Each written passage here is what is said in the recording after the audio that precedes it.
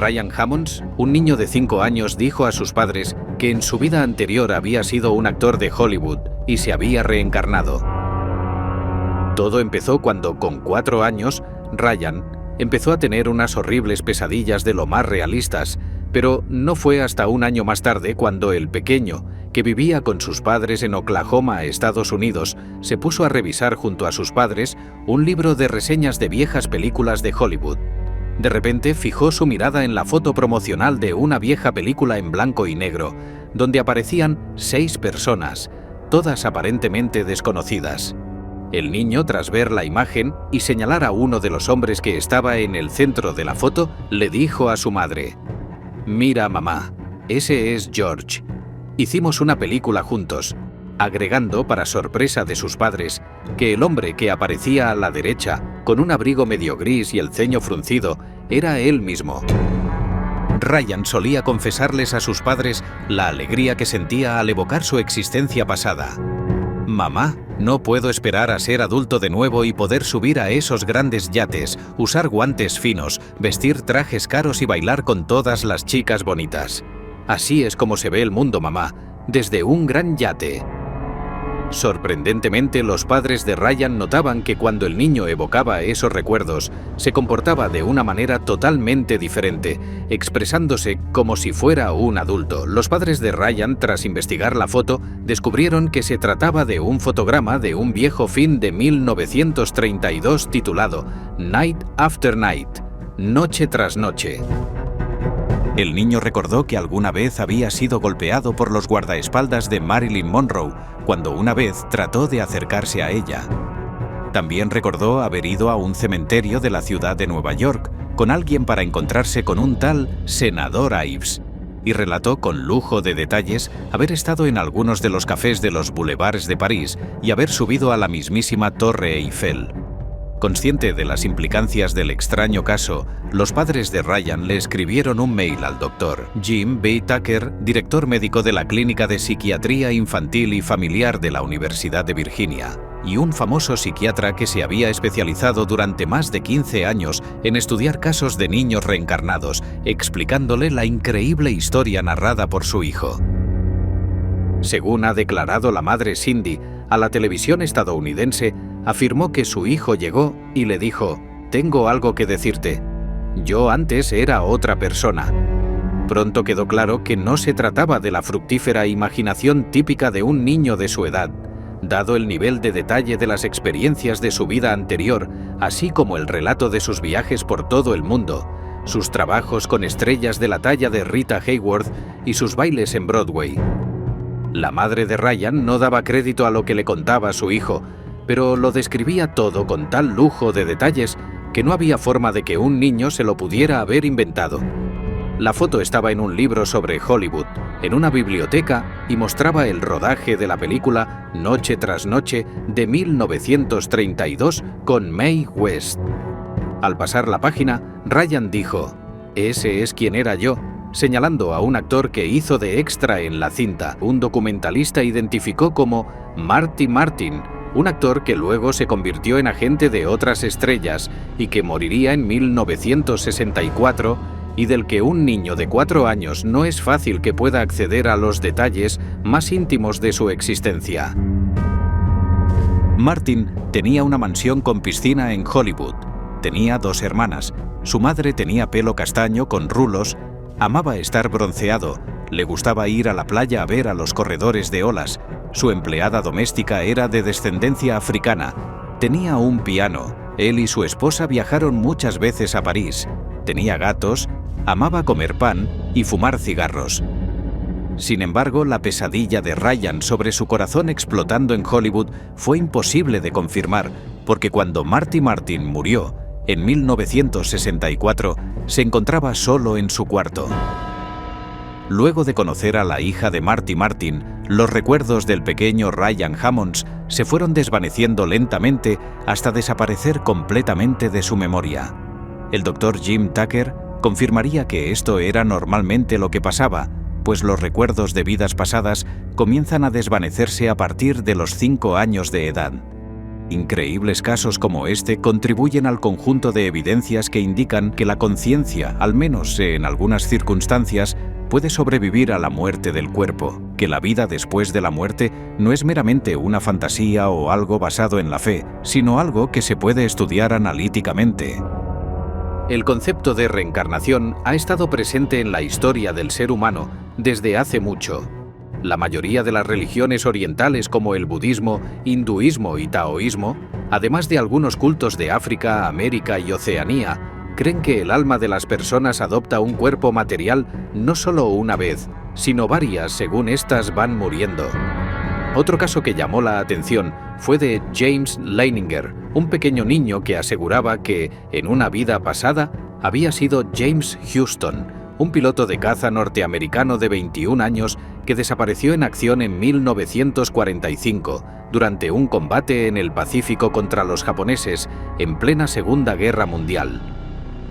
La historia comienza cuando el pequeño James Leininger tenía 2 años, según relataron sus padres, Andrea y Bruce, comenzó a sufrir de recurrentes pesadillas.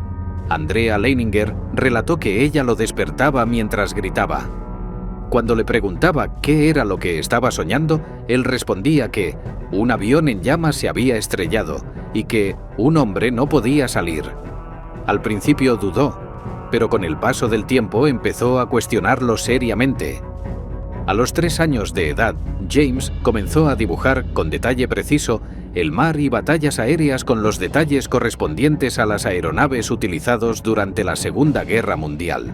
Cuando las recurrentes pesadillas de James empeoraron, la abuela del niño sugirió que consultaran con Carol Bowman, una terapeuta que afirmaba que los muertos, a veces, podían renacer en otro cuerpo.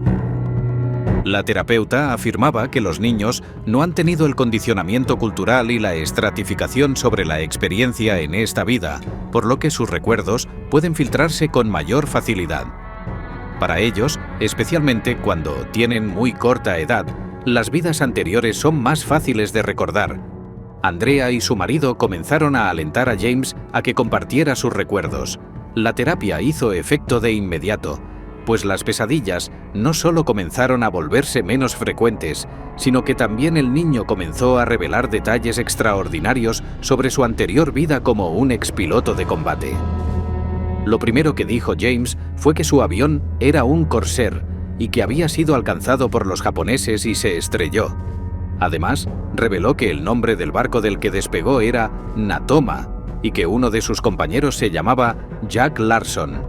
Después de algunas investigaciones, descubrieron que los nombres que había pronunciado su hijo eran totalmente reales, pues el Natoma Bay había sido un pequeño portaaviones que combatió en el Océano Pacífico en la Segunda Guerra Mundial, y Jack Larson era el nombre de un expiloto de combate que había servido en esa embarcación y que aún vivía en Arkansas. Decidieron llegar hasta el final del caso. Visitaron a Larson en Arkansas en septiembre de 2002 y le preguntó acerca del fallecido piloto. El hombre le respondió que Houston había sido miembro de su escuadrón de combate, BC-81, y que no podía recordar lo que había pasado exactamente con él, pero estaba seguro de que su avión había sido alcanzado por el fuego antiaéreo japonés el 3 de marzo de 1945 y fue declarado desaparecido en combate. Para terminar de completar el rompecabezas, Bruce Leininger también localizó en febrero del 2003 a Ann Houston Barron, hermana del fallecido James Houston, quien vivía en la localidad de Los Gatos, California. La señora Houston, luego de varias conversaciones telefónicas, le envió a la familia Leininger varias fotos de su hermano durante el servicio militar. En una de ellas, el joven James aparecía de pie delante de un avión de combate Corsair, el mismo tipo de avión de combate que el pequeño James Leininger había mencionado. En ese momento decidieron revelarle a la hermana del piloto fallecido la increíble historia de su hijo y la teoría de que el espíritu de James Houston quizás podía formar parte de su hijo James. La madre, en una oportunidad, se percató que el niño jugaba con 3 muñecos, Leon, Walter y Billy, y tras investigar en los registros de la Flota del Pacífico descubrió que los nombres no habían salido de la imaginación del niño y, menos aún, habían sido puestos al azar. El teniente Leon Stevens Conner, el alférez Walter John Devlin y el recluta Billy Rufus habían sido miembros del escuadrón VC-81 de aire y, por ende, habían sido compañeros de James Houston y se encontraban entre las 21 víctimas mortales del portaaviones Natoma Bay. Cuando Bruce Leininger le preguntó a su hijo por qué llamaba a sus muñecos de esa manera, James le respondió: «Porque ellos me saludaron cuando fui al cielo». Esta historia no termina allí. Años más tarde, cuando James Leininger ya estaba convertido en un adolescente, asistió a una reunión con amigos y familiares del fallecido piloto. Todos ellos, después de hablar con él, lo reconocieron como James M. Houston Jr., piloto de caza de la Segunda Guerra Mundial. Cameron Macaulay empezó desde muy temprano a explicar a la gente de su alrededor cómo era su otra vida.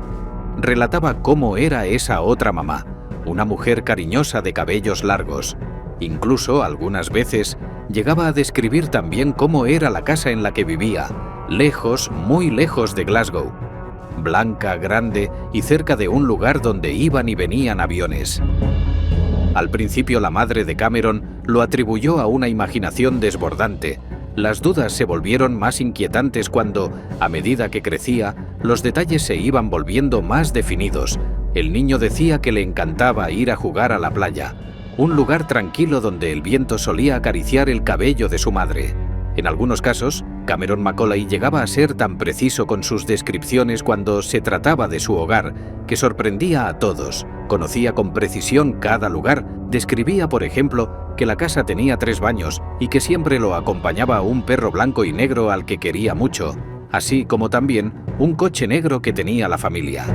No obstante, había algo que lograba conmover aún más a la madre en sus narraciones. Él tendía a recordar con especial tristeza a su padre, que falleció por no mirar a ambos lados de la calle. Su nombre era Shane Robertson. Aquello no era normal. La madre de Cameron no podía soportar más aquella situación, en especial porque veía a su hijo sufrir por unos recuerdos que, en realidad, nunca había vivido. Fue entonces cuando llamaron a Jim Tucker. Tras hablar durante varios días con el pequeño Cameron Macaulay, el doctor Jim Tucker no lo dudó. Debía llevarse al niño y a su madre a la isla de Barra para averiguar si todo lo explicado por el niño era real. Tras contarle el plan a la madre, ella accedió inmediatamente. Ambos estaban ansiosos de comprobar si todo lo que decía un niño de tan solo 6 años era real. Puede que te preguntes de qué modo pudieron empezar a buscar a esa otra familia de Cameron Macaulay. La isla no es especialmente grande, pero existen emplazamientos muy similares al descrito por Cameron, una casa blanca al lado de la playa, y además el dato tal vez más preciado, el nombre de su padre, Shane Robertson. Como era de esperarse, al llegar a la costa de la isla encontraron la playa y la gran casa blanca que tantas veces había descrito el niño. No obstante, la casa yacía al lado de la playa completamente deshabitada. Se notaba que los años habían pasado y nadie la había recorrido. Aún así, el niño pudo enseñarle a su madre y al doctor su habitación, los parajes que solo él conocía. Sus recuerdos eran de los años 60. Habían pasado muchos años. Al no encontrar personas allí, se vieron obligados a consultar el registro civil de la isla, y con ayuda de un historiador, lograron al instante dar con los nombres que habitaban aquella casa. Y todo encajaba desde luego. La casa, el perro, un coche negro de la familia, una pista de aterrizaje cercana. Lo único que no cuadraba en la historia de Cameron era lo de Robertson. Según averiguaron, no existía ningún Shane Robertson. Ningún hombre había fallecido en un accidente de tráfico tal y como recordaba el niño. Cameron volvió a su casa y a su existencia normal, tranquilo por haber demostrado que lo que sentía era real y de algún modo había entrado en contacto con la que fue su otra vida. Ravi Shankar nació en 1951 en Kanauj, India. Afirmaba ser hijo de un hombre llamado Yasheshwar y había sido asesinado. Su padre actual nunca le creyó, motivo por el cual le propinó varias palizas. Pero esas palizas sirvieron de poco, ya que Ravi, con los años, quiso encontrar respuestas a esos extraños recuerdos. Incluso creía que aquellos antiguos asesinos aún le buscaban. Ravi tenía una extraña marca de nacimiento, la cual podía confirmar su historia. Una marca de corte de cuchilla debajo del mentón. La historia de Ravi coincidió con un asesinato ocurrido 6 meses antes de su nacimiento, el 19 de julio de 1951, cuando el hijo de Yageshwar había sido asesinado por 2 hombres que lo decapitaron. Aquellos hombres habían sido parientes suyos en otra vida y habían querido heredar los bienes del señor Yageshwar. Los asesinos fueron detenidos, pero a causa de un tecnicismo legal tuvieron que ser soltados. Un juez utilizó irrazonablemente un pequeño detalle de la ley para justificar un resultado injusto. Cuando Yageshwar se enteró de lo que contaba Ravi, decidió ir a visitarle. Ravi, después de una larga charla con él, le confirmó que había sido su hijo. Incluso pudo darle detalles de su asesinato. Yageshwar intentó reabrir el caso, pero, al parecer, las autoridades lo denegaron por falta de pruebas, ya que las vivencias del niño no constituían una fuente demasiado fiable. Según el Dr. Ian Stevenson, con el tiempo, Ravi fue olvidando esos recuerdos y al final ni siquiera les guardó rencor a los asesinos de su vida anterior. El pequeño Luke Rilman insiste desde los 2 años en que es la reencarnación de una mujer adulta fallecida en un incendio. El caso se hizo famoso a nivel mundial cuando el niño tenía apenas 5 años. Ruelman dice haberse llamado Pam, según contó la madre del niño, Erika, en un documental. La familia del niño asegura tener pruebas fehacientes de que su hijo efectivamente dijo lo que dijo y, además, de que aquello que declaró es real. Estas tienen que ver con cierta información de la vida privada de Pam, que el niño suele revelar cuando la mujer se apodera de él. Por ejemplo, Ruelman un día le dijo a su madre que viajó en tren a Chicago, ciudad en la que nunca había estado, y que cuando era niña tenía el cabello negro y usaba aretes. Tras oír las afirmaciones de su hijo, Erika comenzó a investigar y se dio cuenta de que una vez existió una mujer afroamericana llamada Pam Robinson, que murió junto a 18 personas en un incendio en el Hotel Paxton de Chicago, hace casi 30 años. Le mostraron al niño fotos de diferentes mujeres entre las cuales se encontraba Pam, y le hicieron elegir cuál creía que era Robinson.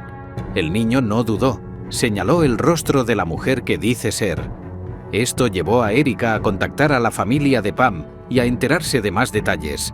Luego de su encuentro con los Robinson, descubrió que su hijo es fanático de Stevie Wonder y del teclado tal como lo era la mujer fallecida de aproximadamente 30 años. Shanti Devi nació en Delhi, India, en 1926 en el seno de una familia acomodada económicamente. A los 4 años aproximadamente, la pequeña comenzó a repetir una extraña historia. Contaba con dramática elocuencia los recuerdos de otra existencia en la cual había vivido bajo el nombre de Ludji, en compañía de Kedarnath, su esposo, y de sus 3 hijos. Los padres al principio creyeron que se trataba de cosas de una criatura algo solitaria, que pasaba gran parte del tiempo jugando con muñecas. A pesar del paso del tiempo, la niña seguía repitiendo la misma historia, transformándose en una especie de trauma obsesivo. La llevó al médico. Shanti narró que había muerto durante el parto de su 3er hijo, en Mutra, a fines de 1925, es decir, casi un año antes de su nacimiento oficial en Delhi. El médico pidió detalles de aquel embarazo y la pequeña le aportó un cuadro completo del proceso físico y mental de ese estado, que solo una mujer encinta podría haber vivido. Este médico, al igual que otros que la investigaron años más tarde, concluyó que Shanti Devi estaba sana de cuerpo y mente, aunque en su diagnóstico no podía explicar científicamente la naturaleza de aquella extraña historia. Cuando Shanti cumplió 9 años, su tío abuelo, el profesor Kishen Chand, decidió escribir una carta al tal Kedarnath y la envió a Mutra, a la dirección que tantas veces había repetido la niña. La misiva llegó finalmente a su destinatario. La niña no había mentido o inventado. La reacción del viudo después de leer las líneas donde Kishen Chan le narraba la fantástica historia y lo invitaba a viajar a Delhi para encontrarse con la familia Devi, Kedarnath pensó en un principio que Chan pensaba chantajearlo o despojarlo de parte de sus bienes gananciales que había heredado al fallecer su esposa Ludgi en 1925. Pero envuelto en sus temores y preocupado por aclarar lo antes posible aquel sospechoso asunto, decidió que lo prudente sería quedarse en Mutra y escribirle a su primo hermano, que residía entonces en Delhi, explicándole la situación. En la carta, Kedarnath le pedía a su pariente que visitara de incógnito a la familia Devi con cualquier excusa y le hiciese conocer su impresión de la honorabilidad y honestidad de sus miembros a vuelta de correo. El primo de Kedarnath hizo exactamente lo que se le había pedido. Golpeó la puerta de la casa y Shanti, que estaba ayudando a su madre en la cocina, corrió a abrir la puerta de entrada. Como la niña se demoraba, la señora Devi fue a ver qué ocurría y encontró a su hija muda de estupor y temblando frente al recién llegado, pues Shanti, que jamás en su vida lo había visto, lo había reconocido de inmediato como el primo del esposo, que alguna vez también había vivido cerca de su hogar en Mutra. Emocionado por todos los detalles que la niña le daba de la vida familiar de Kedarnath, el joven reconoció finalmente ser el primo del viudo y confesó al padre de Shanti, que acababa de llegar a la casa, el verdadero propósito de su visita. Afirmó además que, en efecto, todo lo que había dicho la pequeña Shanti era rigurosamente cierto. Kedarnath vivía en Mutra con sus 3 hijos. Su esposa Ludgi había fallecido al tener su tercer hijo en 1925. La reencarnación es la creencia según la cual, al morir una persona, su alma se separa momentáneamente del cuerpo para, después de algún tiempo, tomar otro cuerpo diferente para volver a nacer en la Tierra. Ahora cuéntanos, ¿crees en la reencarnación? Si te ha gustado este video, suscríbete a nuestro canal. Hasta la próxima.